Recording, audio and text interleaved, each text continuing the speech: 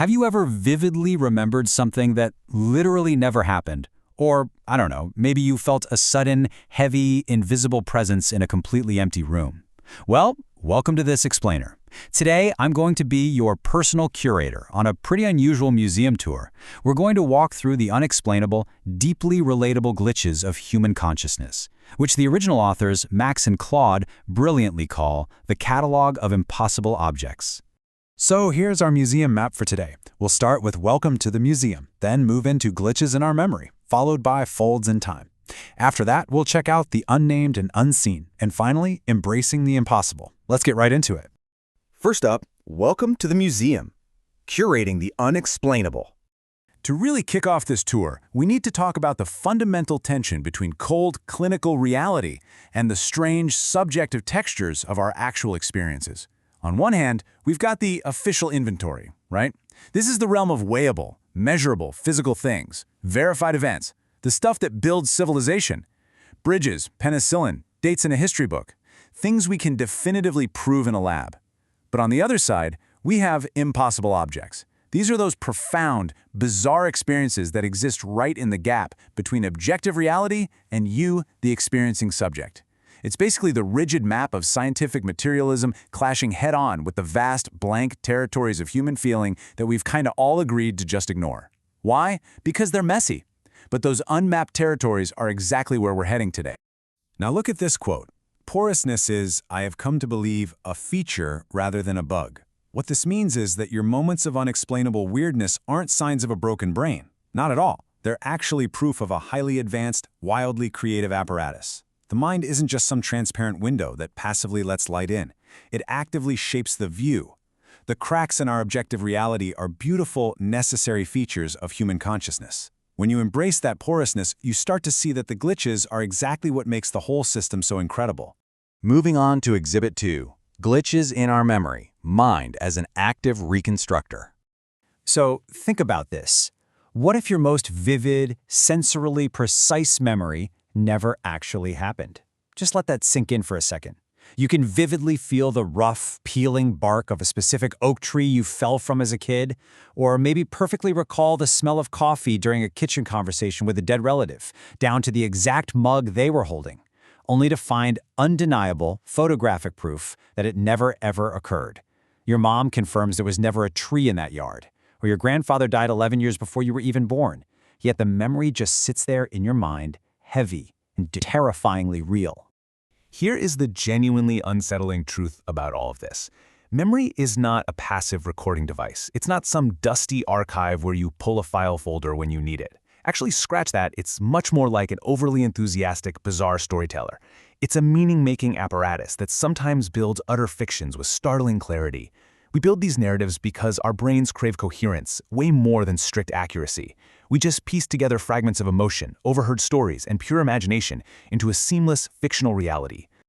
We actually experience this active construction all the time, especially with the classic tip-of-the-tongue state. You know the feeling. You reach for a word and find this specifically shaped absence instead. It usually happens in 4 steps. Step 1 is the recognition of absence. You absolutely know the word, but it's just not there. Step 2 is the hunt.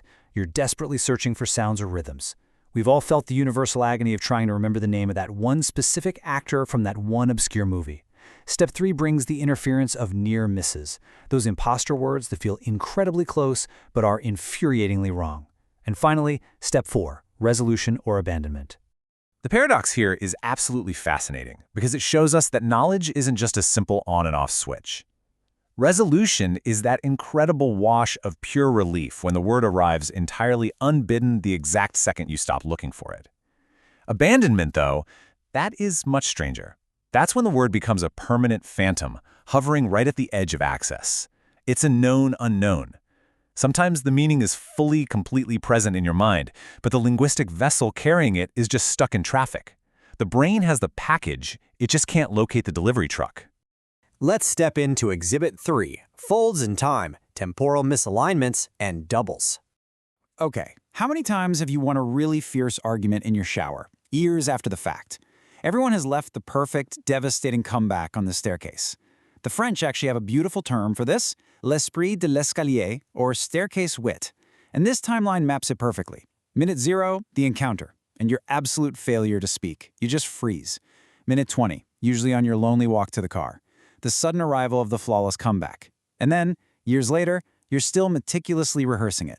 The right thing arriving at the terribly wrong time, eventually growing into this grand imaginary monument to your own aspiration. And then, of course, we have another deeply familiar temporal glitch, déjà vu. The present moment folded back onto itself, occupying the same space as an already occurred version of itself. We have all felt that sudden, dizzying jolt where reality just seems to repeat. Neurologically speaking, it's thought to be the fast stream and slow stream processing in your brain desynchronizing by just a tiny fraction of a millisecond. That creates a profound, uncanny feeling of temporal recurrence. You aren't retrieving an actual memory, you are literally experiencing a doubling of the present. For those few seconds, you are standing in the overlap between two versions of the now. Just pause and really think about that for a second.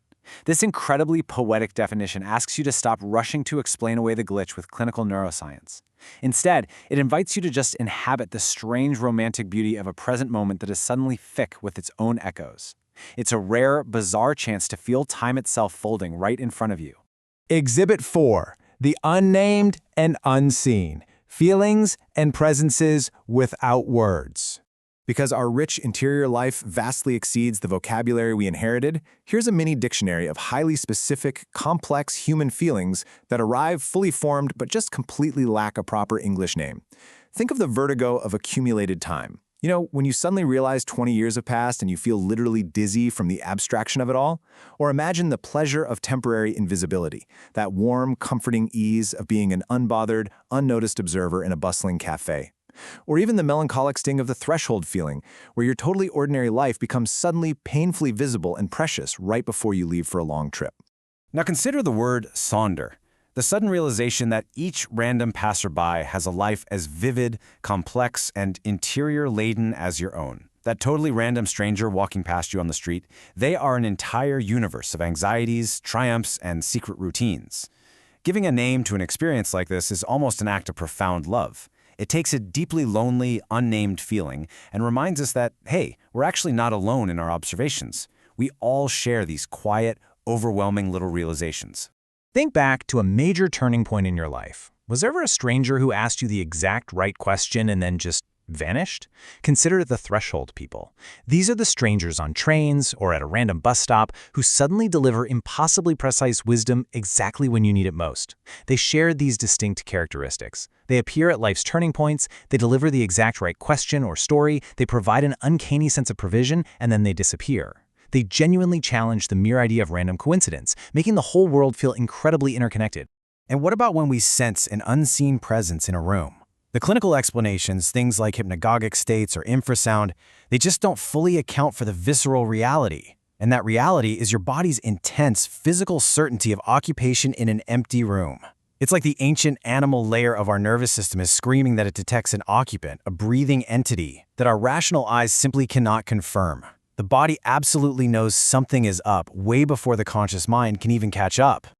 Which brings us to our final wing, Exhibit 5, Embracing the Impossible. The features, not bugs. So, what does this all mean? Is there a pattern in what appears entirely random?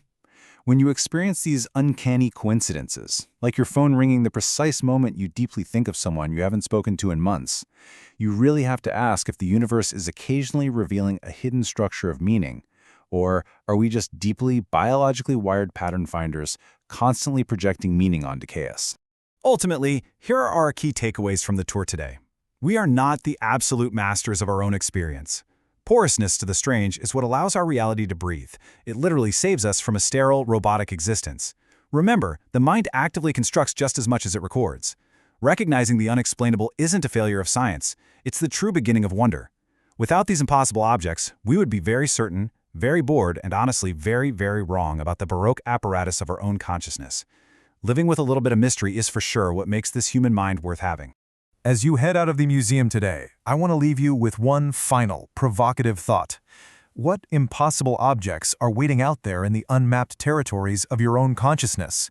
Will you just brush them off as mere errors in your programming, or will you finally start paying closer attention to the beautiful, necessary glitches in your own matrix?